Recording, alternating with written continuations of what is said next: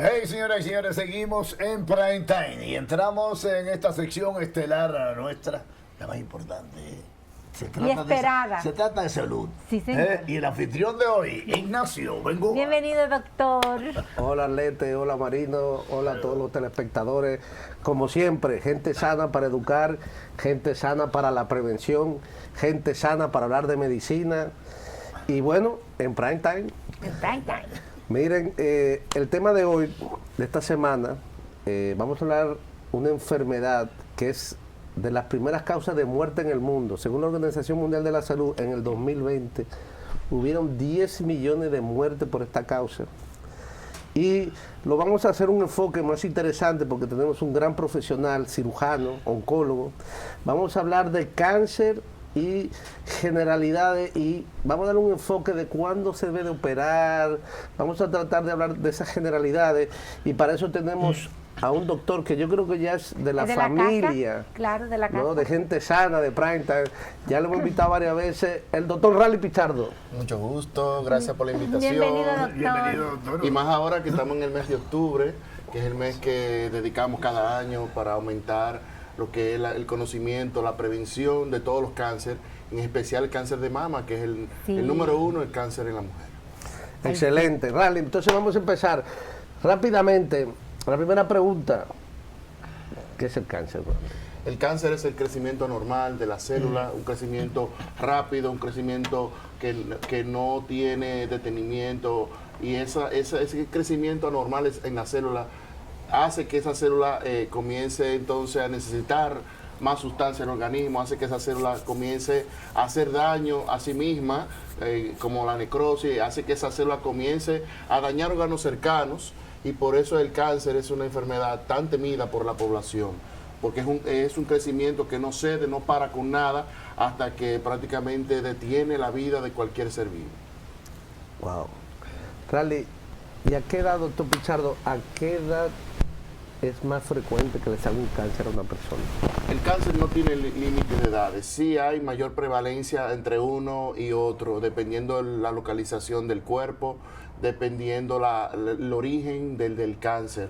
Pero siempre decimos que la edad, toda persona que tenga mayor de 50 años, tiene mayor tasa de riesgo o de incidencia para padecer cualquier tipo de cáncer. Por eso nosotros los médicos de oncología insistimos tanto en el chequeo anual del paciente sano. Normalmente los seres humanos esperamos tener una enfermedad, una patología para acudir a los centros hospitalarios.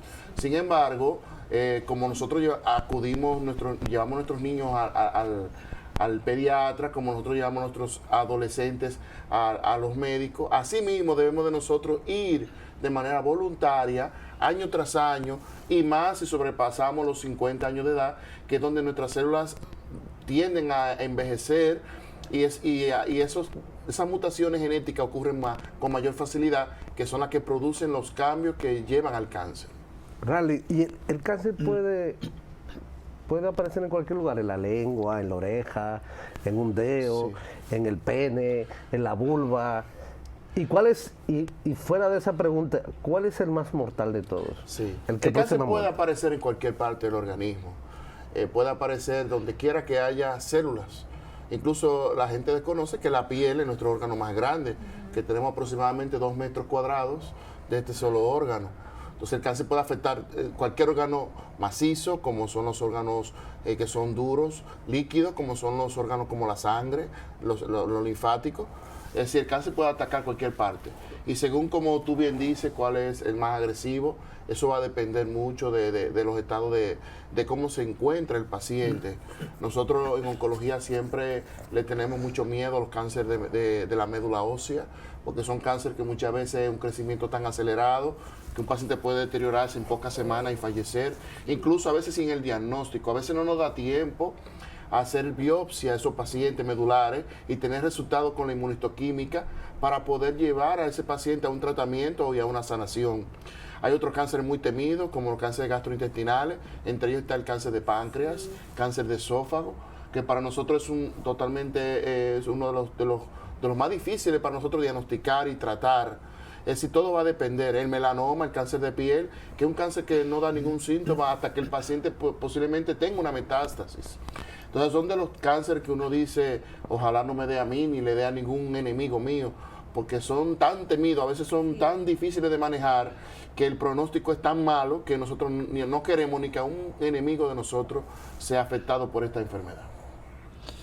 Bueno, ahí la parte, por ejemplo, del cáncer, una enfermedad tan terrible como esa, pero hay gente descuidada, ¿verdad? Como en todo.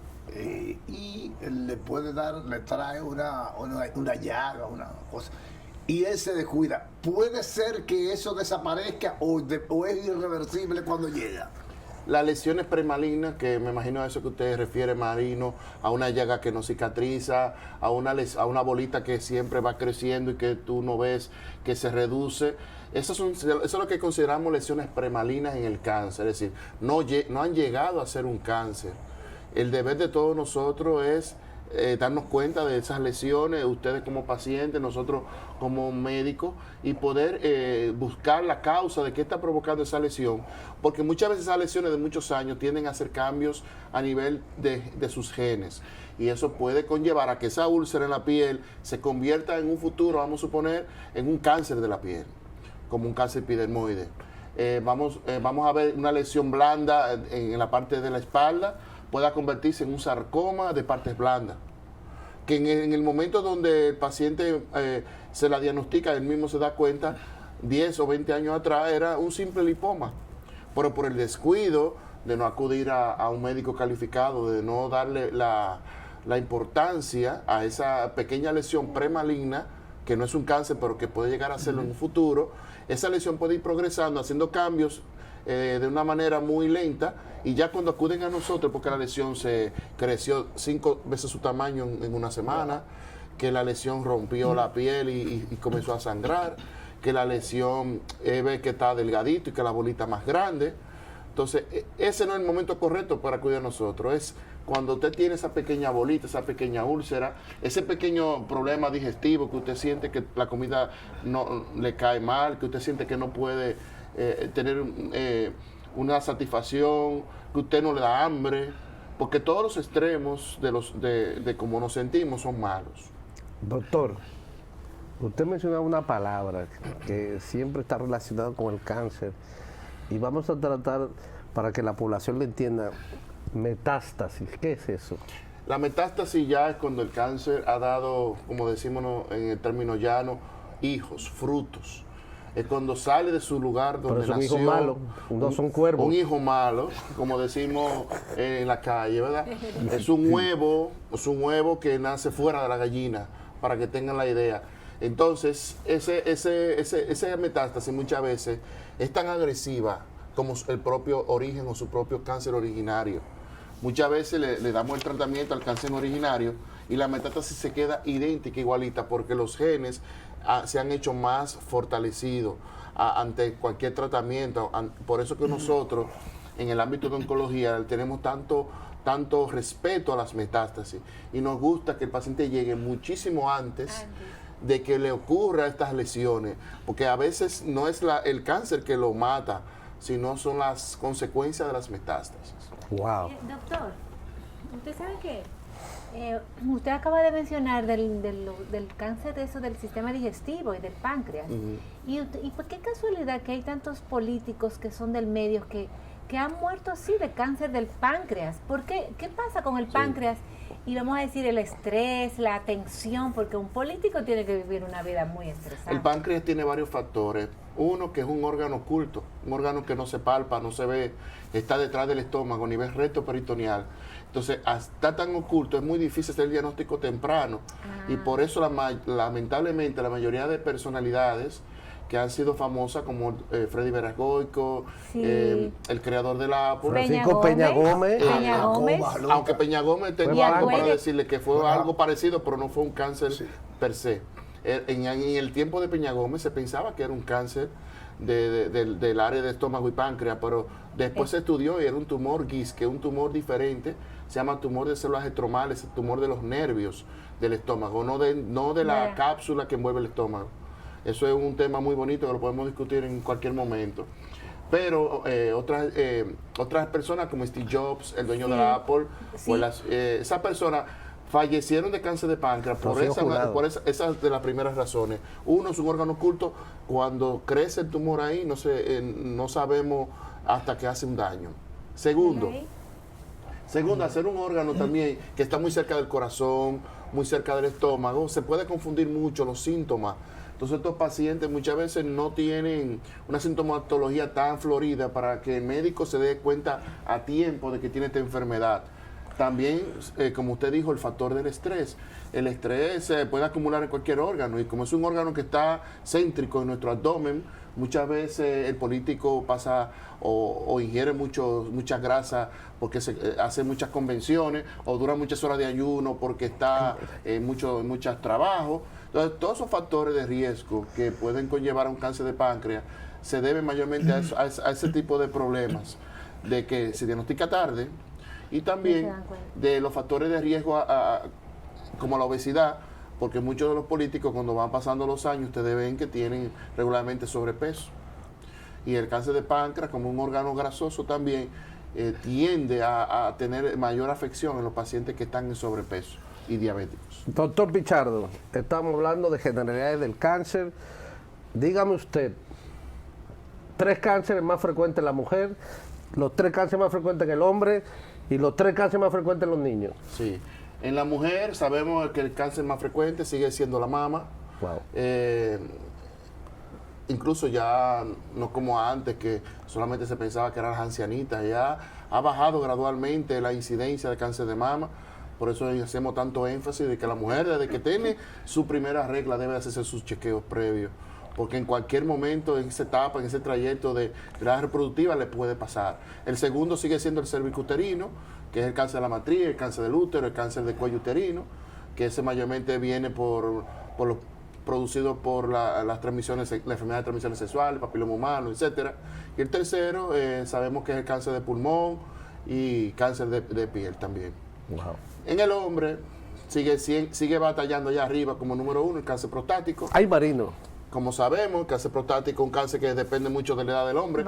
Se dice que todo hombre que llegue por encima de los 93 años en adelante va a padecer cáncer de próstata en un 100%. ¿Cómo? Es decir, una enfermedad propiamente de la vejez. ¿Para los 93? De los 93 en adelante, todo el que supere esa edad, En 2 años, Marino. Entonces hay que le hacen sacárselo. una biopsia cadavérica y sale con cáncer prostático. Hay que sacárselo, doctor, entonces. Sí, pero Lo que pasa es que es a un los cáncer 93. de muy baja metástasis, un cáncer que puede durar muchos años en el paciente y ni cuenta se da. Pero a los 93.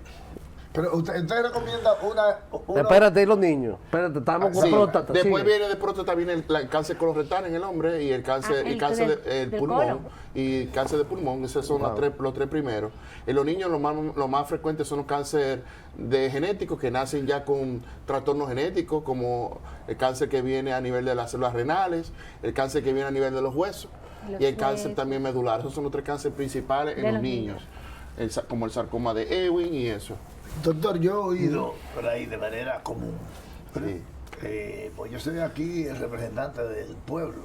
Aquí no quieren, aquí el pueblo no habla. En este país no lo dejan hablar por ningún lado. Entonces yo lo represento. Doctor, ¿es verdad que las células del cáncer viven en el ser humano y que lo que hace es que se desarrollan? Sí. Eso es una pregunta muy buena, Marino, porque una pregunta de la genética humana. Sí. Se dice que todas esas células están en nosotros. ¿Qué pasa? En el cáncer tenemos unas células que evitan que el cáncer nazca, se reproduzca, o le decimos células protectoras o genes protectores, como el P53. ¿Qué pasa con el cáncer?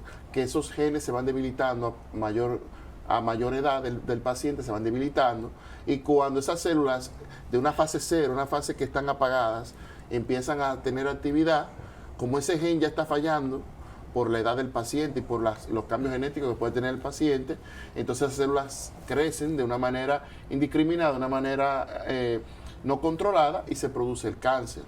Todos nosotros tenemos un código genético que si al día de hoy pudiéramos tener ese código totalmente descodificado, pudiéramos saber a qué edad tuviéramos las enfermedades y uno pudiera hacer la prevención. Hacia allá que va la oncología moderna, está determinando ese código genético, y yo tengo fe que en pocos años vamos a tener esa descodificación totalmente de nuestro genoma humano, y vamos a poder determinar y poder evitar el cáncer desde sus inicios, para que el paciente no padezca esta enfermedad y no haya ni que operarla, no haya que darle ni quimioterapia y no haya que darle radioterapia. Para allá que va ahora mismo los avances científicos que se están ahora mismo en surgimiento, de determinar cuáles son esos genes que hasta ahora son desconocidos, que podamos clasificarlos, incluso de poder maniobrarlo, es decir, poder quitárselo al ser humano a través de un mecanismo genómico, que por ahí que nosotros queremos que en el futuro ya eso sea algo patentizado y que se pueda ejecutar en la humanidad. Mire, doctor, usted sabe que las personas, hay familias donde todo, desde la bisabuela, la abuela, la tía, le tienen cáncer y le da cáncer. Y ahora, escuchándolo, me recuerdo que usted sabe que Angelina Jolie, ella se quitó los senos, se quitó también sus úteros, todo, para quitar todo tipo de riesgo. Pero eso es muy drástico, no todo el mundo puede hacerse esa operación. Entonces, díganos qué puede hacer una persona que tiene ese generacional de cáncer. Sí. Es bueno que hiciste esa pregunta. Porque ella fue bien radical, ella. Porque se ha vuelto una moda, incluso se ha catalogado como un síndrome de ansiedad de las mujeres, de quitarse los órganos estando buenos. Se llama el síndrome, como tú bien dijiste, de Angelina Jolie. Ya a nivel psiquiátrico, a nivel de psico-oncología, se ha determinado que después que esta actriz tan famosa acudió a retirarse esos órganos, todo se lo quitó. Ya muchas mujeres incluso van a la consulta pidiendo que el médico se la retire. Pero gracias a Dios no se considera ya una mutilación como antes, porque con el surgir de lo que es la oncoplástica y con el surgir de pruebas genéticas que nos pueden decir hasta el momento qué riesgo podemos tener de un cáncer de mama y un cáncer de ovario y de útero, ya nosotros podemos darle ese servicio a las pacientes. Eso se llama los BCRA. Son sustancias que se encuentran en nuestro organismo, que se pueden captar a través de análisis, y esos estudios genéticos nos pueden decir qué posibilidad puede tener una mujer de tener en el futuro un cáncer de mama y un cáncer de útero. Según hemos estudiado, Angelina Jolie tenía más de un 87% de posibilidades. Entonces, cuando ella fue a su oncólogo le hizo la recomendación de dejarla en vigilancia toda su vida y esperar que tuviera algún inicio del cáncer o retirarse sus órganos previamente, porque eso elimina hasta un 93% de posibilidades de tener cáncer. ¿Y eligió la última? Ella, como tiene la posibilidad económica, porque esas pruebas son costosas y no la cubre todavía la seguridad social, cuesta miles de dólares, aparte de la cirugía oncoplástica, que es costosa y tampoco está bajo la cobertura de la seguridad social. No todas las mujeres pueden hacerlo. De querer, quieren todas. Porque diariamente a mi consulta llegan pacientes con esa inquietud. Pero cuando le explicamos los costos, muchas lo piensan, lo analizan o hacen un mecanismo de ahorro para poderlo hacer en lo adelante.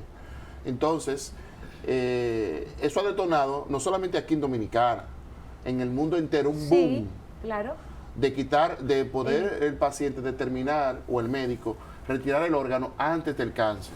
Pero lamentablemente se ha limitado al cáncer de mama. No ha habido otros avances en otros órganos, y hasta ahora esa es la única evidencia que tenemos de que podemos retirar un órgano antes que le dé el cáncer. Bueno, doctor, es que yo tengo tantas preguntas y veo que el tiempo va avanzando.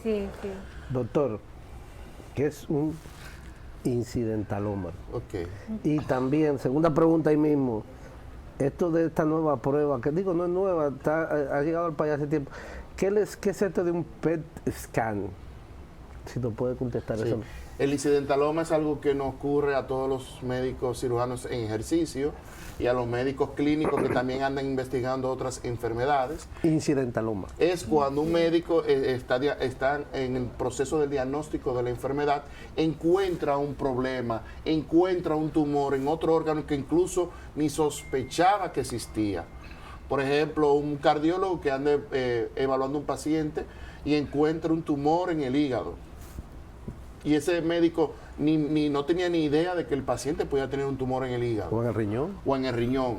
O nosotros los cirujanos que preparamos un paciente para hacer una laparotomía exploratoria y tenemos todas las imágenes que nos dice que no hay nada, y cuando hacemos la incisión, incidimos, vemos que tiene un cáncer de páncreas. Eso es lo que se llama incidentaloma, que incluso ni el médico ni el paciente muchas veces estaban preparados para el ver el evento que ocurre cuando uno diagnostica una enfermedad en ese momento.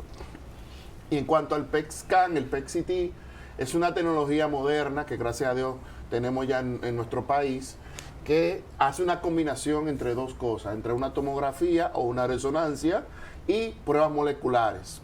¿Qué hace el PET scan? El PET scan hace esa combinación a través de que al paciente se le inyecta una sustancia especial, que esa sustancia tiñe donde haya una actividad celular aumentada. Entonces, al hacer la tomografía, el médico de la imagen, el médico que estudia las imágenes, puede captar esa hipercaptación de esa zona donde se tiñe y puede determinar qué actividad celular tiene. Por ejemplo, hay muchos cánceres que es muy necesario porque son cánceres a veces muy pequeños, pero hacen mucho daño. Entonces, ese método diagnóstico, gracias a Dios, ya está siendo incluido en algunas coberturas de los planes complementarios, y el objetivo es que sea ya en todos los planes y que sea ilimitado, porque es costoso, cuesta más de $1,000 mínimo hacer este estudio, $1,800. Y $1,800 por persona. Aproximadamente. ¿Pero lo cubre el seguro? Sí, pero hay algunos inconvenientes todavía, porque a veces nada más lo cubre después del tratamiento, a veces lo necesitamos antes, a veces lo necesitamos durante, y entonces tenemos una limitación de no poderlo tener cuantas veces sea necesario. Entonces todavía la Ley de Seguridad Social Dominicana hay que hacerle algunos arreglitos para que sea de manera ilimitada como en Estados Unidos, que incluso lo pueden usar 3 y 4 veces en un solo año. Sí, hablamos en la introducción que hizo el doctor Bengoa, y que no quiero que se quede. Ya hablamos de una gran cantidad de cánceres. ¿Cuáles son los operables? Sí, los operables son todos los cánceres que llegan a una etapa temprana y que tengan un lugar donde el cirujano pueda abordarlos. Por ejemplo, en el cáncer de mama, un cáncer pequeño de 2 o 3 centímetros, lo ideal es siempre su extirpación y luego darle manejo clínico o tratamiento. Por los cánceres que son grandes, que están en lugares ocultos, donde no los podemos ver, como los intramedulares, los cánceres que están, vamos a suponer, en lugares ocultos dentro del mediastino, detrás del peritoneo, en que no podemos abordarlos o operarlos porque podemos hacer daño durante su extirpación, lo ideal siempre es darle tratamiento previo y después nosotros operar, porque siempre el cáncer debe de ser estudiado individualmente cada paciente y ver qué grado tiene de infestación al organismo y ver si se puede o no en ese momento. Por un cáncer de mama pequeño, un cáncer de piel, siempre es operable. Un cáncer de piel, nosotros los médicos de oncología, el primer chance que le decimos al paciente, la primera opción es la cirugía. Un cáncer de partes blandas, también nosotros siempre optamos por la extirpación, siempre y cuando sea resecable y nos vamos ya en el plan quirúrgico podamos determinar que no dejemos bordes tomados, que lo podamos extirpar completo. Los cánceres de hueso también, la mayoría son extirpables primero y después se hacen las reconstrucciones óseas. Pero cáncer que, por ejemplo, el páncreas, muchas veces no nos da a veces el chance de operarlo porque llegan tarde y tenemos que a veces hacer manejos médicos antes de extirparlos. Pero la mayoría de los cánceres, si el paciente llega en una etapa temprana a nuestros servicios, se puede optar por la cirugía como primera herramienta y luego le ofrecemos las siguientes herramientas como la quimioterapia, la inmunoterapia y la radioterapia. Doctor, no te muevas, ahí mismo, en ese plano que estamos ahí. ¿Es necesario, ante la sospecha de un cáncer, para operar una biopsia? ¿O se puede tomar la actitud ya con la alta sospecha? Hay cánceres que no se puede hacer biopsia porque intentando hacer la biopsia puede romperse la cápsula. Están en un lugar como el cerebro, el encéfalo, que muchas veces no podemos hacer una biopsia y después abrir nuevamente el cráneo para volver la extirpación. Entonces eso va a depender del lugar, siempre va a depender del lugar. Los tumores que son externos, en parte blanda, piel, mama, casi siempre el requisito principal es hacer la biopsia previa. Tumores intestinales a veces se hace un poco difícil según su localización, si el paciente está obstruido, no podemos, pero ya la tecnología ha ayudado que se pueda hacer biopsia al páncreas antes de operarse, que se le pueda hacer a los órganos macizos como el hígado, que se pueda hacer a la médula ósea a través de las incisiones donde hay abundante médula ósea. Es decir, los cánceres según su localización podemos hacer la biopsia, la gran mayoría sí, y la minoría no, como los cánceres del sistema nervioso central son muy difíciles hacer la biopsia antes del tratamiento. Doctor Pichardo, que estamos casi terminando y me he quedado como con 30 preguntas. Prevención, rápidamente. ¿Cómo podemos prevenir un cáncer, doctor? Claro, muy importante. Los factores de prevención lo hemos abordado en múltiples ocasiones.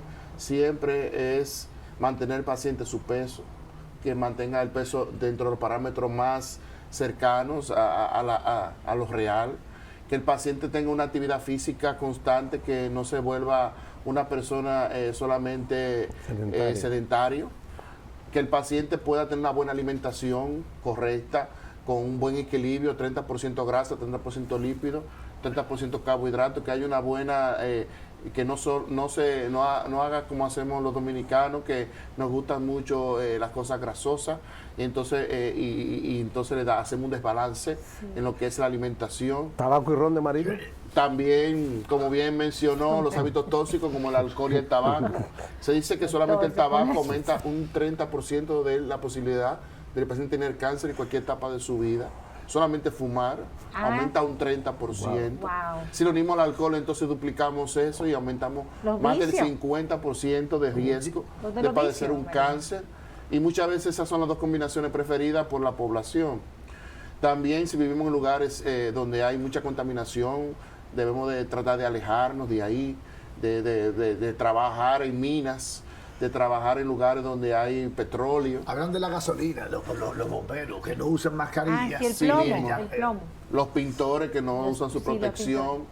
Todos esos son factores químicos que pueden hacer cambios en nuestro organismo. Y por eso nosotros siempre le decimos que debemos de prevenir eso. También en la mujer se debe considerar que tenga por lo menos un hijo en su edad reproductiva, que no se quede sin hijo, porque eso aumenta el riesgo de cáncer de mama y de útero en más de un 30% también. Wow. El hombre también que tenga una actividad sexual continua, porque el hombre que tiene poca actividad sexual puede tener más fácil el cáncer prostático.